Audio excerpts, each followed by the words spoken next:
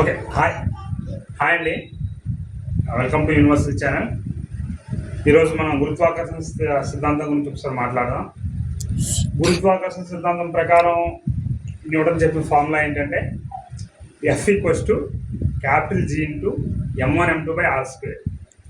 అంటే ఈ గురుత్వాకర్షణ బలం అనేది రెండు ద్రవ్యరాశులకి అనులోమానుపాతంలోను వాటి మధ్య దూర వర్గానికి విలోమానుపాతంలోనూ ఉంటుంది అని చెప్తాం.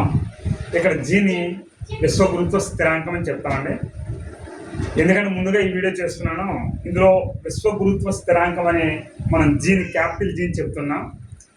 ఈ విశ్వ గురుత్వ స్థిరాంకం అనే క్యాపిటల్ జీ ఎందుకు పర్టికులర్గా వాడబడింది, అలా వాడితే ఆ ఫార్ములా అనేది ఎలా ఈక్వల్టీగా వచ్చి సరిపోతుంది క్యాలిక్యులేషన్లో, అసలు ఒక రెండు ఫార్ములాలు కావచ్చు లేకపోతే ఒక ఫార్ములా ఏర్పడేటప్పుడు కావచ్చు గురుత్వ స్థిరాంకాన్ని మనం ఎందుకు వాడుతుంటాం, ఈ విషయాల్ని చెప్దామని వీడియో చేశానండి. ఈ వీడియోలో ఏంటంటే F=G(m1m2/r²) కదండి. సో ఈ జీ అంటే ఏంటి మీకు ఎవరికి తెలిసినా కూడా కామెంట్ చేయొచ్చు, వాయిస్ రూపంలో కూడా మీరు రిప్లై ఇవ్వచ్చు. నేను నెక్స్ట్ వీడియోలో ఈ జీని ఎలా క్యాలిక్యులేట్ చేస్తాం, అసలు ఈ జీ అంటే ఏంటి అనేది క్లియర్గా చెప్తాను. ఒక చిన్న టాస్క్ అనుకోవచ్చు.